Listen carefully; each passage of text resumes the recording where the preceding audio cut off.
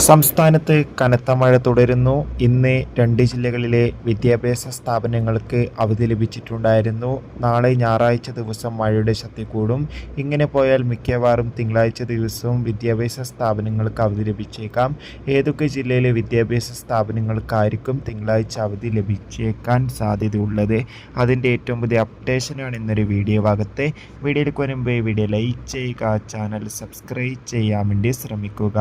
സംസ്ഥാനത്ത് ഇന്ന് ശനിയാഴ്ച ദിവസം കേരളത്തിലെ വിവിധ ജില്ലകളിൽ ശക്തമായ മഴയായിരുന്നു ഉണ്ടായിരുന്നത്.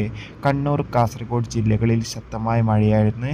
അതുകൊണ്ട് തന്നെ ഈ 2 ജില്ലകളിലെ മുഴുവൻ വിദ്യാഭ്യാസ സ്ഥാപനങ്ങൾക്കും ഇന്ന് ശനിയാഴ്ച അവധി പ്രഖ്യാപിച്ചിട്ടുണ്ടായിരുന്നു. നാളെയും മഴയുടെ ശക്തി കുറയില്ല എന്ന് ഏകദേശം കൺഫേം ആയിട്ടുണ്ട്. ഇപ്പോൾ കിട്ടുന്ന കാലാവസ്ഥാ നിരീക്ഷണ പ്രകാരം നാളെയും സംസ്ഥാനത്ത് ശക്തമായ മഴയ്ക്ക് സാധ്യതയുണ്ട്. അങ്ങനെയാണെങ്കിൽ തിങ്കളാഴ്ച ദിവസം കാസർഗോഡ്, കണ്ണൂർ ജില്ലകളിലെ വിദ്യാഭ്യാസ സ്ഥാപനങ്ങൾക്ക് അവധി ലഭിച്ചേക്കാം.